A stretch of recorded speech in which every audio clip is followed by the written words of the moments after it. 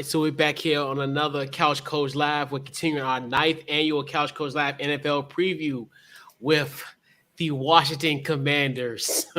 Part of my bias, but and of course we're gonna be previewing the Washington Commanders. I gotta bring in my guy Wole. What's going on, Wole? What's going on, man? It's good. I'm glad to be on. We back at Yes. it. It's like a reunion. You know what I'm saying? Always, yes, always. You always been on Couch Coach Live as well, and then also our other podcast, the Washington Football Guys. But now we're Commanders in the chat. We'll definitely have you in the chat one of these go rounds with Sounds good. the new rebrand. So I had to pick my guy to cover the Washington Commanders, obviously from the urban sports scene, and then all burgundy and gold everything. I love it. Like you said it right, man. You know what I'm saying? I love it. You got that DMV swag. You got the DMV swag with it. I like it, man. I love it. Appreciate it. So we gotta definitely talk about the Commanders tonight. So, this team, very interesting offseason to say the least. A lot of things, obviously, with the name change, other acquisitions, and everything that has happened. Your thoughts on the offseason, and then also, what do you deem as the team's biggest acquisition? Offseason was like for a lot. It's been slow. I mean, obviously, to me, other than getting Carson Wentz, there's a lot of positions that some people would say needed to be filled, linebacker or whatnot. But it's the regime trusting who they have in the building. So what we've seen so far in the preseason, it's been a little bit the same last couple of years, but you do see some positives. Like Carson Wentz first preseason game, I was highly impressed with. I was impressed with. I'm saying highly. I was impressed with. I thought that he looked good, looked sharp. I'll be honest with you. I think the draft picks, and I'm usually tough on this regime and Coach Rivera, but I think the draft, his draft this season so far, I know it's premature, but I've been impressed. Like I like the guys that he has drafted. You know what I mean? Like I like the production. I like what I've seen so far and what I've heard from Jahan Dotson via camp, and also even in the game he got open. I like what I've seen in the running back from Alabama and Robinson. I like what I've seen with Brian Robinson. I've liked some of the younger dudes, Mathis on defense from Bama. So some of these and some of the guys that we've seen so far in the preseason, and even though it's one game, and with the stories that we have heard from camp, I've been impressed with his draft class. So I think that this team is projecting upwards, but to me, it's all predicated on coaching. I think they have something. They have the guys they want in the building, but it's all at the end of the day, it's about putting these young men in positions to be successful. Big time. And what do you deem as the biggest storyline heading to the season for this Commanders team? Obviously, the easy thing to say is the quarterback, right? That's the easiest thing to say. But I think the biggest storyline, other than saying the quarterback, is the defense. All this talent we keep talking about. This defense has the talent. You have Montez Sweat, at defense end. You have Chase Young at the defensive end position.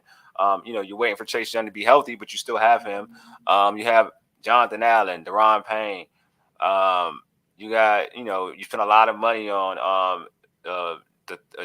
William Jackson III. You know what I mean? And then your secondary, you got Cam Curls. To me, one of the better safeties in football. Then you drafted Jamin Davis last season. You're hoping for a bump up in play this season. Jamin Davis last year in the first round. Now and Holcomb moving him to middle linebacker. So there's so many unknowns. But at the end of the day, like this is the defense. This defense has been touted as potentially one of the more talented defenses in the NFL from within. Right. That's all we keep hearing. Like this defense is talented. This front four is so talented. Well, it's time to produce. So to me, the top storyline is will this defensive line produce? And will this whole defense produce? That's the biggest storyline.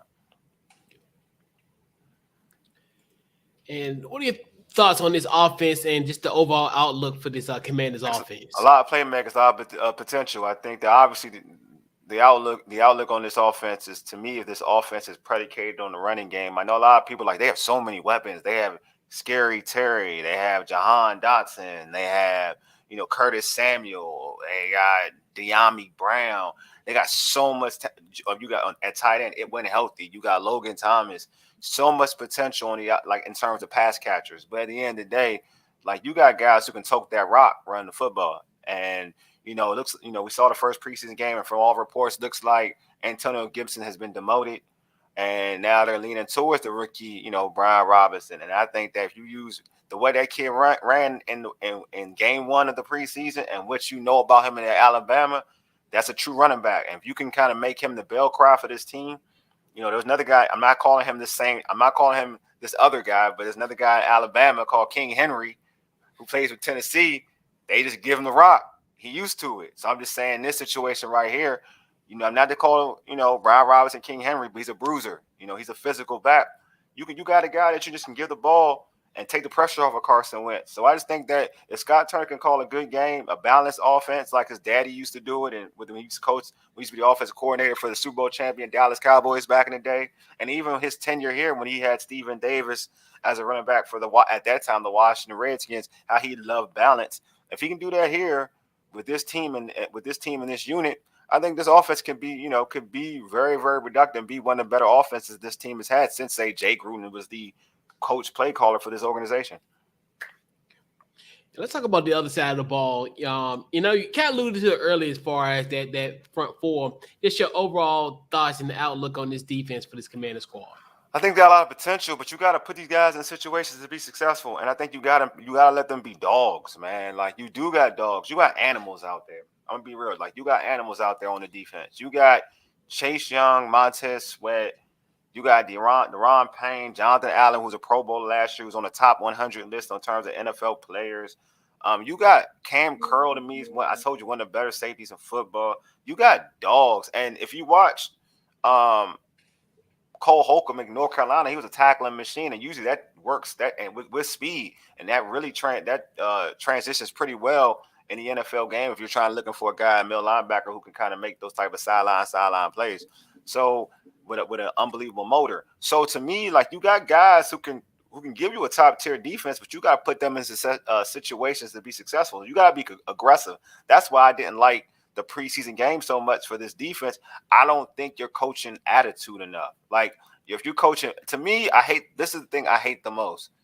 If you try and be a dominant defense, this is a sin. If you try to be a dominant defense right here, this term, bend but don't break, and you're cool with that. You're not a dominant defense. You're a pushover. Like, you're a pushover because you're letting people march the field, but you're just trying to hold them to 3 points or whatever. That's a sucker defense. I'm sorry, like, it's a sucker style of defense. Like, I want animals. I want to breed pits. That's what I want to breed pits. That's what I want.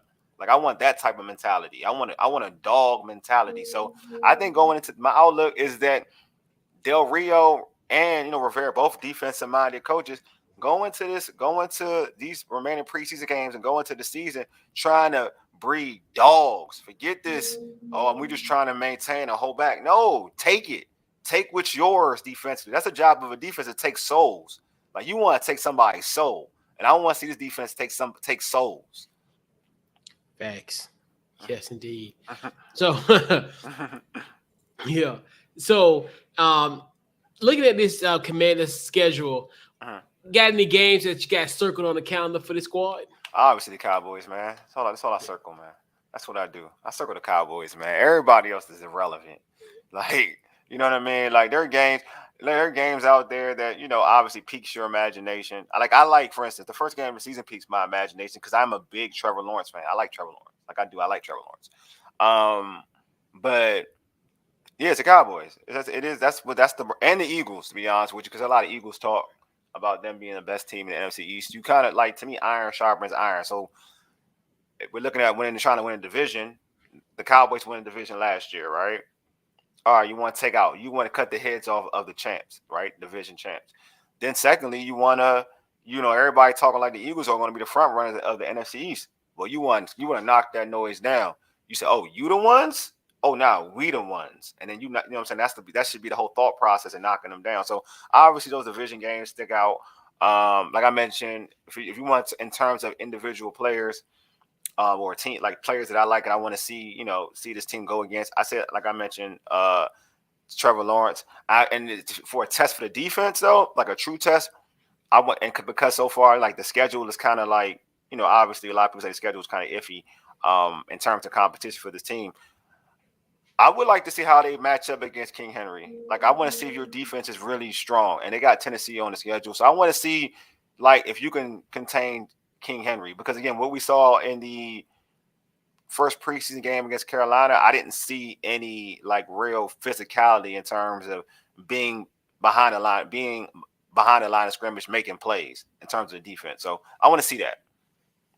Yeah, absolutely. Yes, indeed. Mm-hmm. So, actually, $60 million question. That's go ahead. In 2022, the Washington Commanders will finish. Ooh, well, I mean, I'm gonna be consistent. I said 10-7. You know what I mean? So I'm gonna stick with 10-7. I think that they should be that good, but I'm scared. I'm scared of it because I didn't like what I saw in the preseason. Like, I know it's only one game, but see, people say you can't go pre. I don't care about wins or losses in preseason. I don't really care. I do care about mentality. You know what I'm saying? I care about mentality, and I'm not worried about. I think the offense could put up points, but the defense. I've always said for this team to win football games for real, the defense gotta show out. You got too much talent not to show out, and if you're gonna play this passive style of football, you're not going to win as many games as this fan base hopes. Like, this defense should be a top of the line defense. It should be off talent alone. There's no excuse for this defense not to be a top 5, top 10 defense. And if it's not a top 5, top 10 defense, then the coordinator needs to be fired ASAP. I don't care what you talk about, your remarks on Twitter or social media. That don't do nothing for me. I'm talking about in terms of your job. If you don't get this defense as a top 5, top 10 defense, you're underachieving. I've been here, like, look, I've been a Washington Redskins Commander fan forever, like, and I've seen good coordinators take lesser talent and make them a top tier defense compared to what this dude has seen with this talent. And I'm just saying, like, Greg Williams came in here with that wasn't a talented team. He made that a top 3 for a while. They were the top defense in the NFL. So, and this is when Joe Gibbs 2.0 his first year. So I'm just saying, like, you got enough talent. Like, you got freaks on the outside. You got 2 freaks on the outside in Chase Young and Montez Sweat. Like, literally 2 freaks. Not 1, but 2. You got 2 interior dudes who are talented. As you know what? You got Jonathan Allen, who just went to a Pro. One of them went to the Pro Bowl. But years before that, like, you had Ioannidis with them. Like, so this defense is too talented to not be creating havoc consistently. Don't always go off rushing for or whatever. Sometimes you gotta bring some pressure. Like, I'm just saying, like, they gotta be, for this team to be 10-7 and better, this defense gotta show out. Yes, indeed. And the biggest thing, and we always hop on this, and I think you might have retweeted this the other day about the third down defense. Oh gosh, and horrible. It's just like, yeah, oh my gosh, and like you said, as far as the preseason, you still gotta watch that type of stuff too, because you're like, that's mentality. Like, that's the thing. Yeah. Like, that's what people gotta understand. You can't keep throwing when people fail. You can't keep saying it's just preseason. There are certain things in preseason that rides to the regular season. It's mentality. Like, I'll say this. Offensively, yes, you can say preseason. I'll give you that argument. You're right, because you're not scheming things. I get that. You're not showing anybody anything. You're not showing them any dynamic plays. But defensively, I can tell you, when you ain't beating your man one-on-one, I'm talking about if you pass rush and you ain't beating your man one-on-one, that is a problem. If you can't stop the run, people running your gaps and you ain't stopping the run, that's fundamentally a problem. And that will carry over to the regular season. If you can't stop the run in the preseason, and I'm talking your first unit, you ain't stopping the run in the regular season. You're not. I don't care what scheme you think you're doing. You're not stopping that, because your man is not able to get off by themselves. You know what I'm saying? So you got to create a place of, like, power, friction, whatever you got to do to make sure your team is good enough to, one, have the mental ability to stop the run, mental ability to cover, man. Like, you can't be running free on anything. Preseason, regular season, this thing can't be a natural thing. You had like Baker Mayfield look like freaking Joe Montana having dudes running wide open. Like, no, that's not a thing. Like, that's not a thing. Like, you can't tell me that's preseason. Like, nah. I'm gonna keep, like, look, listen to me, folks. I know y'all hate when I mention this. I mention this on my show all the time. Y'all hate me. Y'all say, like, why do you keep mentioning this squad? Be more, Baltimore, Watch them play defense in preseason and get back to me, and then you could come back to me and come back to me and tell me, oh, it's just preseason, and then see how that translates in the regular season, and then holla at me. We're gonna see that next week, and you see how that in the last 3 years that we played them. Well, yeah, they don't care. They don't care about how the dudes are not making the squad play the same way as the starters play. Why? Because it's a mentality. Like you're coaching a mentality. Somebody told me like Baltimore has more talent. I was like, no, they don't. On defense, no, they don't. Some of them, if I told you when them dudes leave B-more and go somewhere else, you don't even know who they are anymore. Yeah. It's a mentality. That's what it is. Like their defense is a mentality. They coach a culture. That's a culture that they've coached up. Like they play bully. They play bully football. What that means is, okay, we bring in pressure. If you beat us, you beat us, but we bring in pressure. It's a mentality. So this team has to start coaching mentality instead of saying I'm telling you, once a coach tells you bend but don't break, you already know what time it is. I'm telling you, know what time it is. You know what kind of style they playing. Yeah, absolutely. So we'll put a bow on this Washington Commanders preview. Wole, tell them where they can find your social media and any upcoming project what you got going on. Man, we're going to do our show tomorrow, our live show tomorrow, the Urban Sports Scene podcast. So that'll be on tomorrow at 8 o'clock. That's Thursday night at 8 o'clock. It's a special. We're not going to do this every Thursday. Just this week. I had a lot of stuff going on Tuesday. So, and it'll be 8 o'clock live. You can check us out. That's on the website, which is www.urbansportscene.com/live-stream. There you go. And then you can kind of check us out there. We got our all Burgundy and Go Errrything post-game show live right after the Chiefs game, right after. So right after that, we go live. So you can check us out. We're going to be on our YouTube. So just search All Burgundy and Gold Errrything, our YouTube channel. Also, you can go to our All Burgundy and Gold Errrything Facebook page. It'll be there to run it. And also, I'll retweet it on our Urban Sports Scene Facebook page, Twitter account. And also, it'll be shown on the Fox Sports Radio Network, which is on Twitter, and their YouTube page, which is Fox Sports Radio, 1340 AM and 96.9 FM. Hopewell, Virginia. So make sure you can follow their Facebook pages and Twitter accounts if you want to check out our show on after the game, which should be approximately, let's say, 4:15 p.m. Eastern Standard Time. So we should be going live around that time. What else do I have going on? We got a lot going on. We just had our show, our Burgundy and Go Errrything podcast show that already dropped. So you can check us out. Right, you can check it out. We we previewed the upcoming game with the Chiefs. Just so, yeah, we staying busy, man. If you want to follow me personally on Twitter, just hit me up at Wole. That's WOLE_USS. So y'all hit me up there. And I'm always about the smoke. So if you want to talk to me, you want to chastise me, I'm good for it, man. I don't take nothing serious, so you can holler at me. You got time for that, absolutely. Yeah, I got time for that, man. I got time. I'm like this. I want the smoke. I got time for it. I want it.